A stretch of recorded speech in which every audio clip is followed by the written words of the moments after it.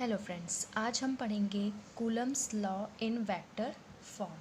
तो देखिए, सबसे पहले हमें 2 पॉइंट चार्जेस कंसीडर करना पड़ेगा, जो कि हैं Q1 and Q2 at point, किसी पॉइंट पे A एंड B। ठीक है, तो यहाँ पर हमारे 2 पॉइंट चार्जेस क्या होंगे, Q1 एंड Q2। ये किसी पॉइंट A और पॉइंट B पर होंगे with position vector R1 and R2। ठीक है, और ये कहाँ पर होंगे, इन XY प्लेन में होंगे। तो पहले मैं इसको ड्रॉ कर देती हूँ। सबसे पहले मैंने X और Y प्लेन ड्रॉ किया, इसको मैंने कहा X और Y प्लेन। ठीक है, अब इस पर हमको 2 पॉइंट चार्जेस कंसीडर करना है, जो किस पे हैं, at point A and at point B। Point A पर है Q1 चार्ज और पॉइंट B पर है Q2 चार्ज। ठीक है, यहाँ पर ओरिजिन O है। अब यहाँ पर ये जो है, ये किसके साथ है, with position vector R1 and R2। यहाँ पर पोजीशन वेक्टर R1 और यहाँ पर पोजीशन वेक्टर R2 है। ठीक है, अब यहाँ पर क्या होगा, फोर्स लगेगा। Q1 जो है वो Q2 पर फोर्स लगाएगा और जो Q2 है वो Q1 पर फोर्स लगाएगा। तो जब Q1 Q2 पर फोर्स लगाएगा, Q1 Q2 पर फोर्स लगाएगा, तो कैसा होगा फोर्स, F12। क्योंकि फोर्स कौन लगा रहा है, नहीं यहाँ पर F12 नहीं, यहाँ पर F21 होगा। यहाँ पर F21 इसलिए होगा क्योंकि फोर्स किस पे लग रहा है, 2 पे। ठीक है, Q2 चार्ज पे फोर्स लग रहा है और किसके द्वारा लगाया जा रहा है, Q1 के द्वारा। तो यहाँ पर होगा force on charge Q2 due to Q1। ठीक है, और जब Q2 फोर्स लगाएगा Q1 पे, तो यहाँ पर फोर्स होगा F12, क्योंकि फोर्स लग रहा है Q1 चार्ज पे, किसके द्वारा, Q2 चार्ज के द्वारा। तो यहाँ पर सबसे पहले हम थ्योरी लिखेंगे कि let 2 point charge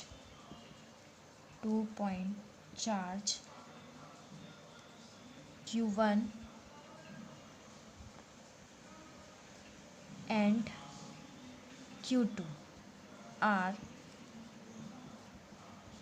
present in XY plane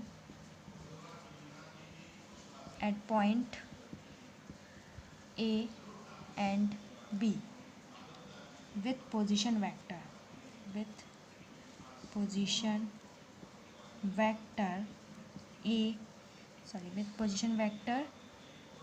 R1 and R2। अब यहाँ पर जब फोर्स लगेगा तो ये हो जाएगा F21।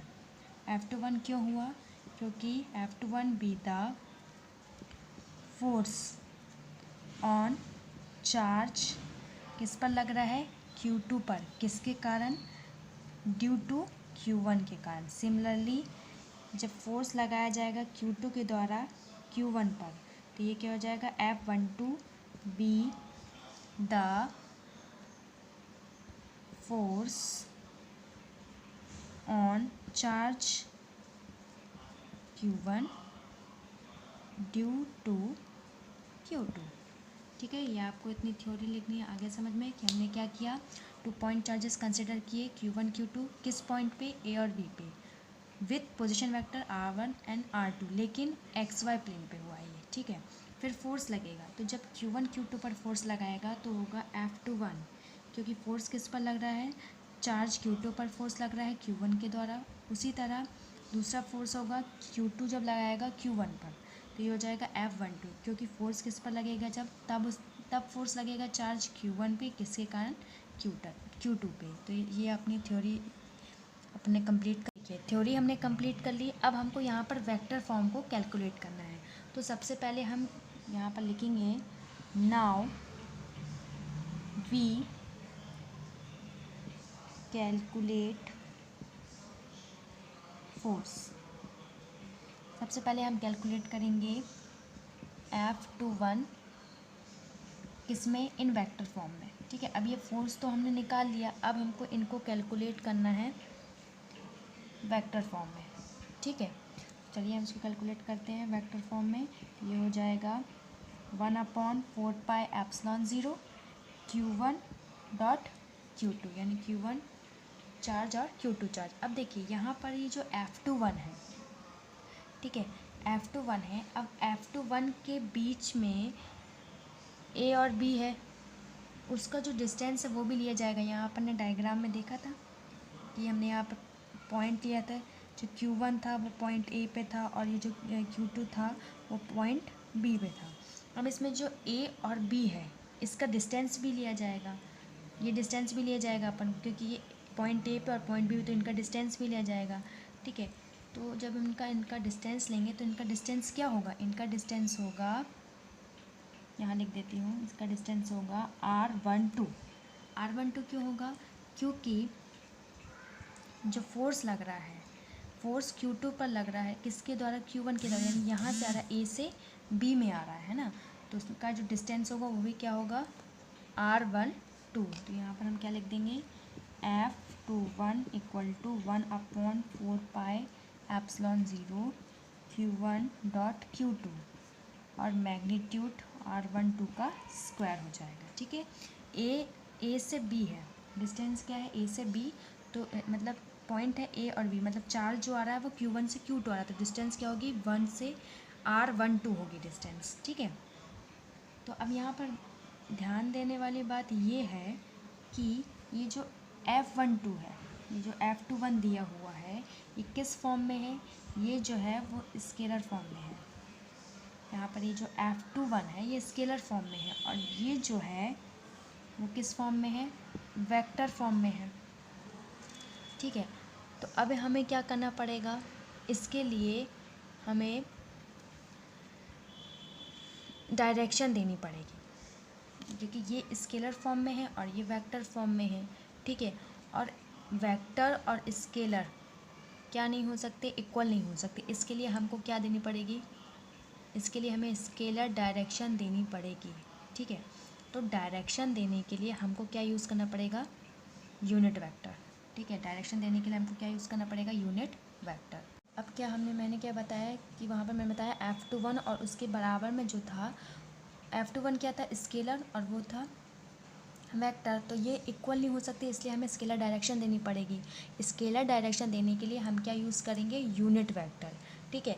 अब यूनिट वेक्टर जिस डायरेक्शन के अलोंग हमारा फोर्स लगेगा, ठीक है, मान लो जैसे Q1 लगा रहा है Q2 पर, तो हमारा उसी डायरेक्शन के अलोंग यूनिट वेक्टर भी यूज़ होगा। जैसे यहाँ पर F21 इक्वल टू क्या है, 1/4πε0, ठीक है, Q1 डॉट Q2, ठीक है, मैग्नीट्यूड R12 का स्क्वायर, पोजीशन R1 और R2 और इसका स्क्वायर, ठीक है। तो देखिए यहाँ पर हमारा जो फोर्स लग रहा है वो कैसा लग रहा है, 1 से 2, यानी कि पॉइंट A से पॉइंट B पे लग रहा है। तो इसका जो वेक्टर होगा, यूनिट वेक्टर, वो क्या होगा, इसका जो यूनिट वेक्टर होगा वो होगा वेक्टर R12, ठीक है। क्योंकि मैंने क्या बताया आपको कि यूनिट वेक्टर जिस डायरेक्शन के अलोंग हमारा फोर्स लगेगा उसी डायरेक्शन के अलोंग हमारा यूनिट वेक्टर यूज़ होगा। तो यहाँ पर यूनिट वेक्टर क्या होगा, क्योंकि यहाँ पर पॉइंट A से पॉइंट B में जा रहा है, डिस्टेंस AB है, तो इसका जो यूनिट वेक्टर होगा वो R12 होगा, ठीक है। तो यहाँ पर हो जाएगा F21 equal to 1/4πε0 Q1 dot Q2 magnitude R12 का स्क्वायर, और यहाँ पर यूनिट वेक्टर क्या हो जाएगा, R12, ठीक है। ये आपका यूनिट वेक्टर हो जाएगा। अब R12 की वैल्यू क्या होती है, R12 की वैल्यू होती है, वेक्टर R12 की वैल्यू होगी R12, वेक्टर R12 और मैग्नीट्यूड R12। अब इस वैल्यू को हम इसमें पुट कर देंगे, तो F21 equal to 1/4πε0 Q1 dot Q2 upon magnitude of R12 का स्क्वायर, वेक्टर की वैल्यू रख देंगे R12 upon R12, magnitude R12। तो इसको हम ऐसे लिख सकते हैं F21 equal to Q1 dot Q2 upon 4πε0 magnitude R12 का क्यूब, ठीक है, और यहाँ हो जाएगा R12। तो ये हमारी हो गई इक्वेशन 1।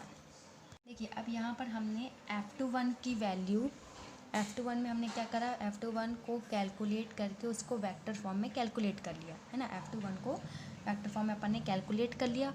और यहाँ पर कैसा फोर्स लगा था, यहाँ पर Q1 ने Q2 पर फोर्स लगाया था। तो जो हमारा डिस्टेंस था वो AB था और इसका यूनिट वेक्टर क्या था, R12 था, ठीक है। अब यहाँ पर जब हम F12 निकालेंगे तो यहाँ पर फोर्स कैसे लग रहा है, यहाँ पर Q2 जो है वो Q1 पर फोर्स लगा रहा है। तो जो डिस्टेंस है वो BA होगी और वेक्टर और जो यूनिट वेक्टर होगा वो क्या होगा, R21। तो ये कैसे बन जाएगा, बस यहाँ चेंजेस अपन को वेक्टर का करना है।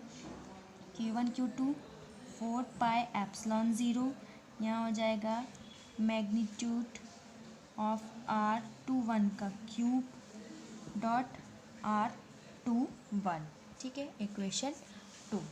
अब देखो यहाँ पर पॉइंट नोट करने वाली बात ये है कि जो वेक्टर AB और वेक्टर जो BA है, ठीक है, ये कैसे है, ये इक्वल है और अपोजिट है, यानी कि R12 जो है वो इक्वल है R21 के, लेकिन कैसे हैं, अपोजिट है, यानी कि F21 इक्वल टू माइनस, इसकी वैल्यू पुट कर देते हैं R21 की from the equation 2, Q1 dot Q2 upon 4πε0 magnitude of R21 का cube dot R21, and this is the value of F21 from equation 2, ठीक है। तो यहाँ हो जाएगा F21 equal to minus F12। तो यहाँ पर माइनस का कोई इफेक्ट नहीं पड़ता है क्योंकि मैग्नीट्यूड लगा है। तो यहाँ पर हम ये कह सकते हैं both charges Q1 and Q2 are opposite